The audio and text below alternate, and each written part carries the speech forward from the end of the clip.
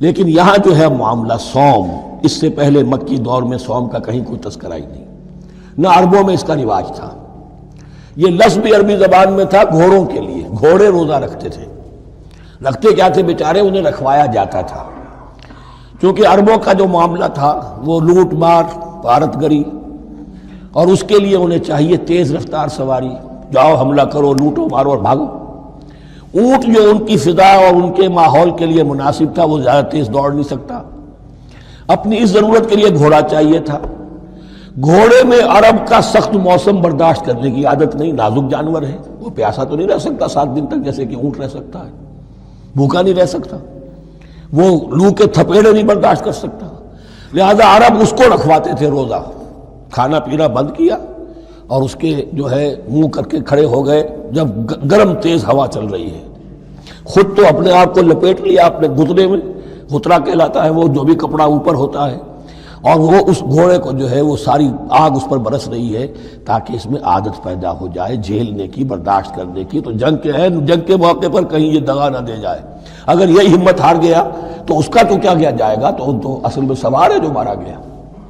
یہ روزہ ان کے ہاتھ تھا، لیکن جب حضور آئے مدینے میں تو یہاں یہود میں روزے کا رواج تھا۔ وہ ایک تو عاشورہ کا روزہ رکھتے تھے، اس لیے کہ وہ تاریخ تھی جس میں کہ نجات ملی تھی بنی اسرائیل کو فرعونیوں سے۔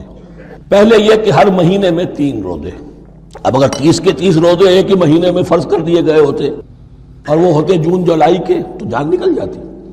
بہترین تدبیر یہ کی گئی ہر مہینے میں، اور یہ موسم سارے آ رہے ہیں اس میں۔ پھر کچھ عرصے کے بعد یہ رمضان کا روزہ فرض کیا گیا۔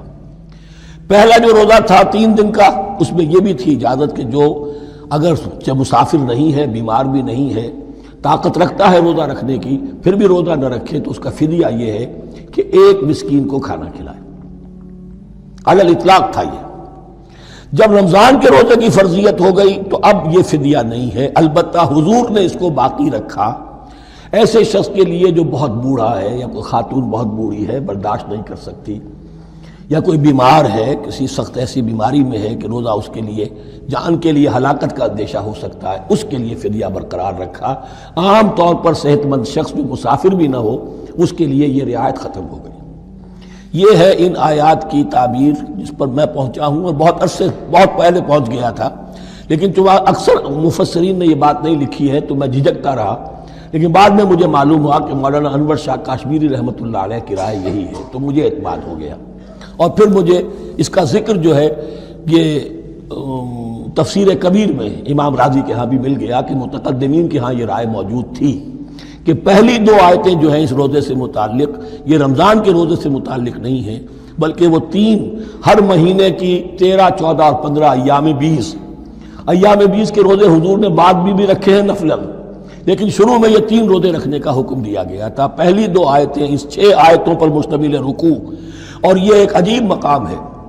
قرآن مجید کے احکام بہت دفعہ ہے، نماز کے احکام قرآن میں بہت دفعہ ہیں، کہیں وضو کا ہے، کہیں تیمم کا ہے، کہیں اور نماز خوف کا ہے، مختلف جگہوں پر، لیکن صوم کی عبادت پر یہ 6 آیات کامل ہیں، مکمل ہیں، اس کی حکمت، اس کی غرض و غایت، اس کے احکام سب کے سب اس میں آ گئے۔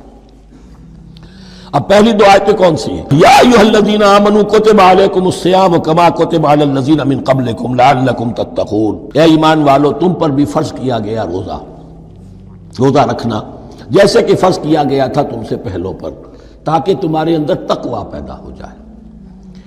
وہ جنگ کے لیے کرواتے تھے گھوڑوں کو تیار، تمہیں تقوی کے لیے اپنے آپ کو تیار کرنا ہے، بھوک کو قابو میں رکھ سکو، شہوت کو قابو میں رکھ سکو، پیاس کو برداشت کر سکو۔ اللہ کی راہ میں جنگ کے لیے تمہیں نکلنا ہوگا، اس میں بھوک بھی آئے گی، پیاس بھی آئے گی، اپنے آپ کو تیار کرو جہاد کے لیے۔ اور یہ بات واضح ہو جائے گی، اگلے رکوع سے قتال کی بحث شروع ہو جائے گی۔ روزے کی یہ گفتگو ہو رہی ہے تمہیداً قتال کے لیے، جیسے گھوڑوں کو تیار کیا جاتا تھا، صوم رکھوایا جاتا تھا قتال کے لیے۔ ایام معدودات، گنتی کے چند دن ہیں، یہ گویا کہ ثبوت ہے اس کا کہ یہ 2-3 دن سے زیادہ، معدود جو ہے وہ عربی زبان میں 9 سے زیادہ نہیں ہو سکتا۔ معدودہ جب آئے گا، ایام معدودات، یہ جمع جو ہے جمع قلت کہلاتی ہے، معدودات، معدودہ بڑی سے بڑی رقم ہو سکتی ہے، لیکن معدودات جمع قلت ہے۔ گنتی کے چند روز ہیں. فمن کان منکم مریضا، ان میں بھی یہ رعایت ہے کہ جو تم میں سے بیمار ہو او علی سفر، یا سفر پر ہو، فعدۃ من ایام اخر، تو وہ تعداد پوری کر لے دوسرے دنوں میں. وعلی الذین یطیقونہ، اور جو اس کی طاقت رکھتے ہوں، فدیۃ طعام مسکین، وہ فدیہ دیں ایک مسکین کا کھانا کھلانا. ان آیات کی تفسیر میں جیسا کہ میں نے عرض کیا مفسرین کے بہت سے اقوال ہیں، اب میں اس کی بحث میں نہیں جا سکتا. جو میں نے اپنے مطالعے کے بعد رائے قائم کی ہے میں صرف وہی بیان کر رہا ہوں کہ اس وقت، اور یہ امام راضی کے الفاظ ہیں کہ یہ فرضیت الگ تعیین نہیں تھی بلکہ الگ تخییر تھی. فرض تو ہے روزہ، لیکن اس کا بدل بھی دیا جا رہا ہے، اگر تم نہیں رکھنا چاہتے تو تم ایک مسکین کو کھانا کھلا دو. تو گویا کہ تدریجاً انہیں لانا تھا چونکہ اس بات کے وہ پہلے سے عادی نہیں تھے. فمن تطوع خیرا فهو خیر اللہ، اور جو اپنی جی سے اپنی مرضی سے خیر کرنا چاہے تو اس کے لیے خیر ہے، روزہ بھی رکھے اور مسکین کو کھانا بھی کھلائے، دونوں کام کرے تو اس میں کوئی رکاوٹ تو نہیں، اس کے لیے بہتر ہوگا. وَأَن تَصُومُوا، اور دیکھو اگر روزہ رکھو، خیر لکم ان کنتم تعلمون، یہ تمہارے لیے بہتر ہے اگر تم جانو. اب یہاں بھی ایک طرح کی رعایت کا انداز ہے. اب آ رہی ہیں دو آیتیں جو خاص رمضان کے روزے سے متعلق ہیں، حکمت اور غرض و غایت. پھر ایک آیت طویل آئے گی احکام، اور پھر ایک آیت آئے گی لٹمس ٹیسٹ. یہ 6 آیتیں.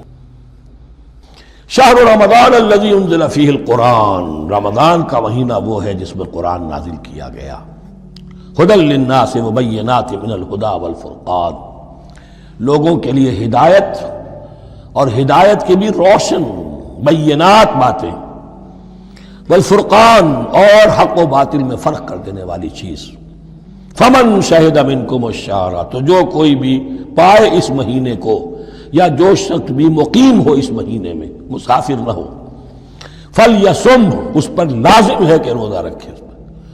اب وہ وجوب علی التخییر ختم ہو گیا، اب وجوب علی التعیین، اب یہ لازم ہے، یہ رکھنا ہے. ایک رعایت باقی رکھی، ومن کان مریضا او علی سفر فعدۃ من ایام اخر، جو بیمار ہے یا یہ کہ سفر پر ہے وہ تعداد پوری کر لے دوسرے دنوں میں. یرید اللہ بکم الیسر ولا یرید بکم العسر، اللہ تمہارے ساتھ آسانی چاہتا ہے، سختی نہیں چاہتا. یہ لوگ اپنے اوپر سختیاں جھیلتے ہیں، شدید جو ہے سفر کے اندر بھی روزہ رکھے ہوئے، حالانکہ یہاں اجازت دی ہوئی ہے. یہ بلکہ حضور نے ایک مرتبہ ایک سفر میں کافی سرزنش کی، کچھ ایک جہاد اور قتال پہ نکلے تھے، لیکن کچھ لوگوں نے اس سفر میں بھی روزہ رکھ لیا. نتیجہ یہ ہوا کہ سفر کے بعد جہاں منزل میں اب جا کر خیمے لگانے تھے وہ نڈھال ہو کر گر گئے. جن لوگوں کا روزہ نہیں تھا انہوں نے پھر وہ خیمے لگائے، منزل کا کام کیا. تو حضور نے فرمایا کہ لیس من البر الصیام فی السفر، روزے رمضان اس میں سفر میں روزہ رکھنا کوئی نیکی کا کام نہیں ہے. لیکن ہمارا تصور اور ہے، 105 بخار چڑھا ہوا ہے، روزہ نہیں کھولوں گا میں، روزہ تو میں نے رکھا ہوا ہے، یا روزہ تو میں نہیں چھوڑوں گا. حالانکہ جہاں رعایت اللہ کی ہے اس رعایت سے فائدہ نہ اٹھانا ایک طرح کا کفران نعمت ہے.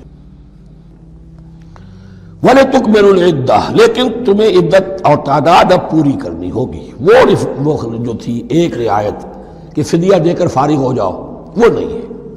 وَلِتُكَبِّرُوا اللَّهَ عَلَىٰ مَا هَدَاكُمْ، اور تاکہ تم تکبیر کرو اللہ کی اس پر کہ جو اس نے ہدایت تمہیں عطا فرمائی. وَلَعَلَّكُمْ تَشْكُرُونَ، اور تاکہ تم شکر کر سکو اس نعمت عظمیٰ کا جو قرآن حکیم کی شکل میں تمہیں دی گئی ہے. اس موضوع پر میرا کتابچہ عظمت صوم اور عظمت صیام و قیام قرآن، اس میں یہ سارے مضامین تفصیل سے آئے ہیں. کیا حکمت ہے، کیا غرض و غایت ہے، کیا مقصد ہے، اور آخری منزل کیا ہے. وَإِذَا سَأَلَكَ عِبَادِي عَنِّي فَإِنِّي قَرِيبٌ. مطلوب تو یہ ہے کہ تمہارا جو یہ جسم حیوانی ہے یہ کچھ کمزور پڑے، روح ربانی جو تم میں پھونکی گئی ہے اسے تقویت حاصل ہو. دن میں روزہ رکھو، اس حیوانی وجود کو ذرا کمزور کرو، دباؤ اس کے تقاضوں کو. رات کو کھڑے ہو جاؤ، اللہ کا کلام سنو اور پڑھو تاکہ تمہاری روح کی آبیاری ہو، اس پر حیات، آب حیات کا ترشح ہو. نتیجہ کیا نکلے گا؟ تمہارے اپنے اندر سے ایک پیاس ابھرے گی. وَإِذَا سَأَلَكَ عِبَادِي عَنِّي فَإِنِّي قَرِيبٌ، تقرب الی اللہ کا جذبہ پیدا ہوگا. تو اے نبی جب میرے بندے، ایسے بندے آپ سے میرے بارے میں سوال کریں ان کو بتا دیجئے میں قریب ہوں، دور نہیں ہوں. یہ حقوق انسانی کا میرے نزدیک دنیا میں سب سے بڑا میگنا کارٹا ہے۔ اللہ اور بندے کے درمیان کوئی فصل نہیں ہے، فصل اگر ہے تو تمہاری اپنی خباثت ہے، اگر تمہاری نیت میں فساد ہے، حرام خوری تو کرنی ہی کرنی ہے، تو اب کس منہ سے اللہ سے دعا کرو گے؟ پھر جاؤ گے کسی پیر کے پاس، آپ دعا کر دیجئے، یہ نذرانہ حاضر ہے؟ یہ طریقہ کیا ہے؟ انسان کا نفس حائل ہے اور کوئی نہیں، ورنہ ہم تو مائل بے کرم ہیں، کوئی سائل ہی نہیں، راہ دکھنا ہے کسی رہنمی منزل ہی نہیں، کوئی پوپ نہیں، کوئی پنڈت نہیں، کوئی پادری نہیں، کوئی پیر نہیں، کوئی نہیں، جب چاہو اللہ سے ہم کلام ہو جاؤ، اس سے بڑا حق کیوں خالق و مخلوق میں حائل رہے پردے پیرانے کا میرا اے چرخا نو لکھا نیوں کت دی دا پکا کڑے نی میرا اے چرخا نو لکھا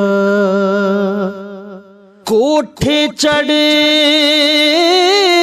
کے کتن لگی دا